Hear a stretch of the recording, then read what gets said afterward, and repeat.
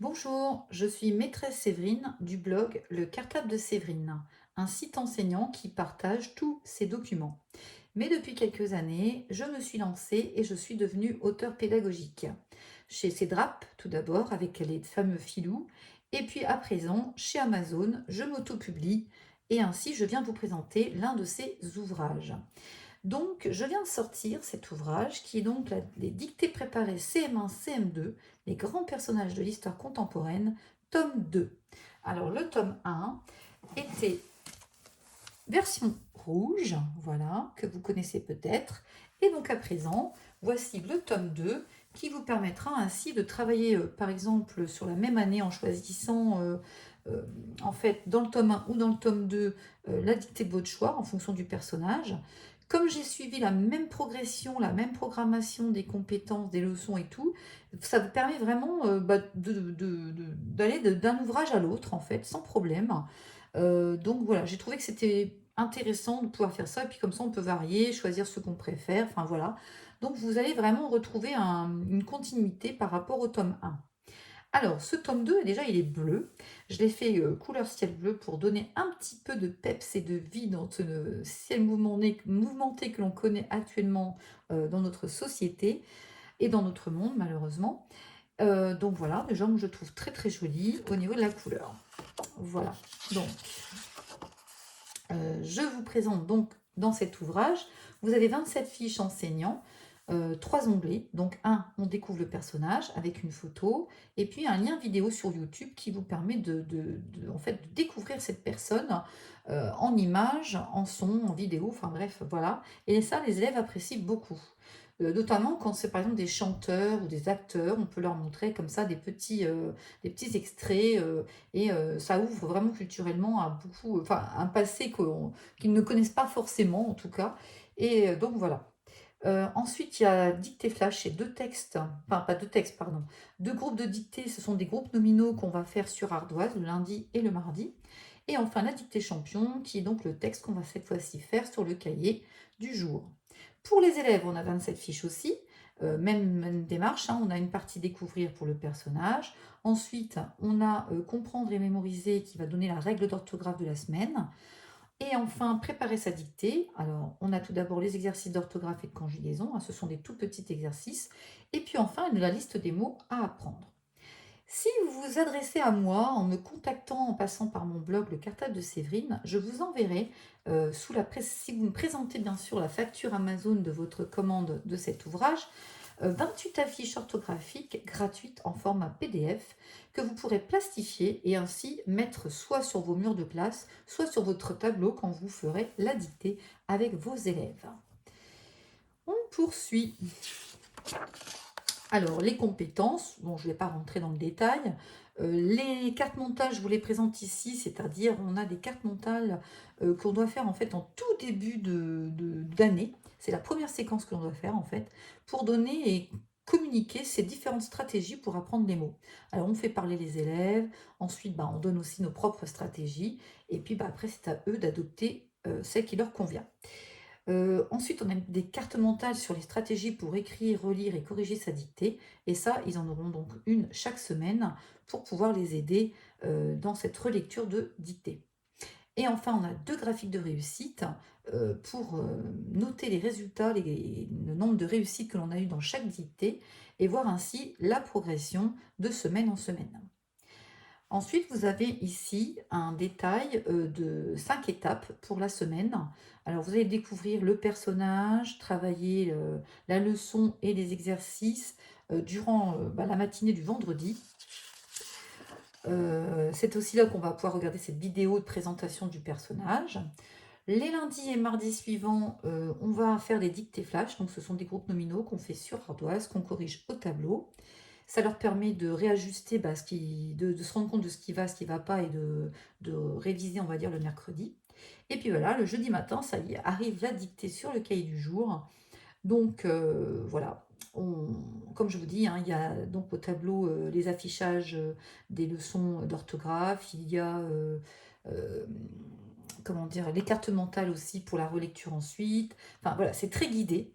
Et d'ailleurs, en début d'année, il faut beaucoup guider ses élèves pas à pas, s'assurer que tous fassent vraiment toutes les différentes stratégies. Donc vous le faites avec eux, vous vérifiez que c'est fait, et puis petit à petit, de mois en mois, on les guide de moins en moins, puisqu'en fait, ils adoptent ça comme un automatisme, et normalement, ils doivent tous progresser du début à la fin de l'année. Normalement, si bien sûr la motivation est là. Donc voilà, c'est une séance au début qui peut être assez longue, puisqu'en effet, c'est un très long travail de relecture, mais petit à petit, ça va prendre de moins en moins de temps, et puis quand vous verrez les bénéfices, bah, je pense que vous ne regretterez pas.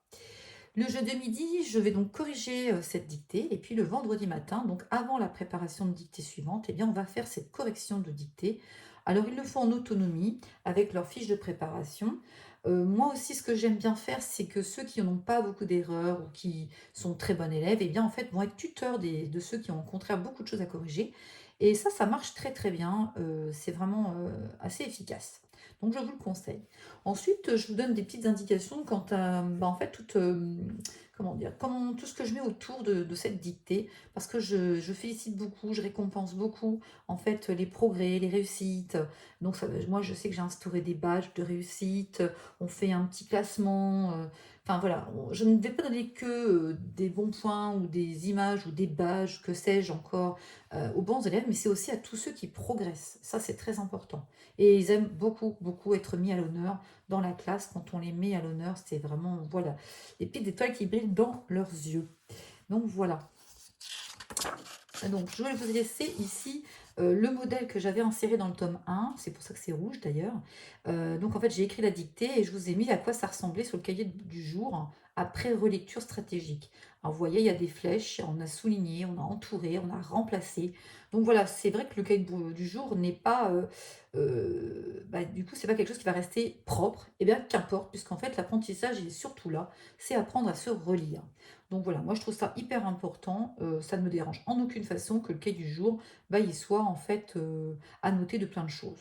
Parce qu'en fait, je le réserve d'ailleurs même plutôt pour mes dictées, donc voilà, ça ne me dérange absolument pas. Vous avez une page ici, vous pouvez photocopier, si vous ne souhaitez pas justement faire cette dictée sur un cahier du jour, mais sur des feuilles, eh bien pourquoi pas, voilà, photocopier. Ça, c'est à vous de voir. Je vous montre maintenant la carte mentale sur les stratégies pour apprendre les mots. Donc, on doit discuter avec les élèves de toutes les stratégies possibles. Et puis, c'est à eux ensuite d'adopter celle qui leur convient. Ensuite, on a ici une carte mentale avec différentes stratégies numérotées aussi. Ça, c'est donc pour écrire et relire sa dictée. Je vous laisserai les découvrir. Donc ça, c'est à présenter aux élèves pour les aider. Alors, il y a des différents temps de conjugaison. C'est pour ça qu'il y en a plusieurs. Voilà. Voici ici maintenant les deux graphiques de réussite. Alors, c'est sur 150 mots maximum. Et puis, il y a toutes les dictées, donc jusque de D1 jusqu'à D27.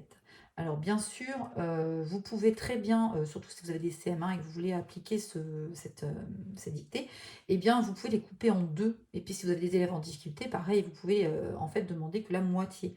Donc ça, c'est à vous aussi, encore une fois, de faire des dictées en deux fois si ça vous convient, ou de les faire en une fois. Moi, je fais en une fois, ça marche, ça passe très bien avec tout le monde. Voilà, donc j'ai pas de souci par rapport à ça. Vous avez ici donc un sommaire des différentes dictées avec le nom des personnages, les compétences en orthographe phonétique et en orthographe grammaticale. Et puis donc voici la partie suivante, qui sont donc les fiches maîtres et les fiches élèves. Comme j'ai pu expliquer sur mon site, j'ai changé, j'ai modifié la version de l'année dernière, parce que quand je l'ai utilisé en classe cette année, moi ça m'a posé problème. Alors du coup, je voulais absolument avoir en fait ma fiche maître et ma fiche élève l'une en face de l'autre. Pourquoi? En fait, quand je fais ma dictée, oui, j'ai mis quelque chose en rouge. Ce qui est en rouge, en fait, c'est la leçon. C'est-à-dire, c'est par exemple ici les homonymes et est. Mais quand je fais ma dictée, je ne sais jamais du coup si j'ai bien donné ce mot-là ou pas à apprendre, et pour savoir s'il fallait ou pas que je copie au tableau. Et les enfants me disaient un peu tout ce qu'ils voulaient, ou alors il fallait que je recherche. Bref, ça faisait perdre un peu de temps et j'appréciais pas trop ça. Donc je trouve vraiment ça plus pratique de mettre face à face ces deux fiches. Comme ça, quand je fais ma dictée, moi en tout cas, j'ai la liste de mots qui est à droite. Et cette fois-ci, on ne peut pas me tromper, voilà. Et moi, je retrouve l'info directement d'un coup d'œil. Donc je sais comme ça ce qui a été donné. Bon, j'espère que vous trouverez cette présentation plus pratique aussi. Donc voilà. Par contre, j'ai abandonné du coup, la fiche, sur, les dictées à trous. Donc ça sera à vous de voir si oui ou non vous faites des dictées à trous en retapant le texte et en mettant les trous là où vous le souhaitez. Donc voilà, ça c'est un choix, que j'ai fait personnellement parce que moi je les utilisais pas vraiment, même avec des enfants en difficulté, on arrive à faire, les dictées jusqu'au bout. Donc voilà, vous avez, encore une fois, hein, beaucoup de personnages, Marilyn Monroe, Kennedy, Lennon, des politiciens, des hommes religieux qui ont été très solidaires, des personnes qui se sont battues contre le racisme, voilà, vraiment, comme dans le premier tome, très, très riche au niveau des personnages. Donc voilà, c'était la présentation, de mes dictées, de l'auteur donc Séverine Butez, du cartable de Séverine.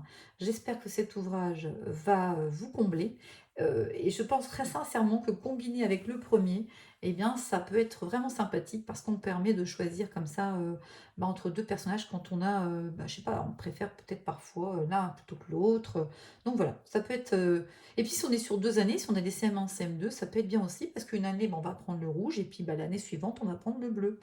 Donc voilà. Peut-être ferai-je un tome 3, mais ça, c'est à suivre. On verra bien. Je vous remercie beaucoup pour votre attention. J'espère que vous n'hésiterez pas à aller sur mes réseaux sociaux ou sur mon site, le cartable de Séverine. Je suis sur Facebook, je suis sur Twitter, je suis sur Instagram. Et donc, n'hésitez pas à me laisser des commentaires sur ces différents ouvrages que vous aurez utilisés. Je vous remercie et je vous dis à très bientôt. Au revoir.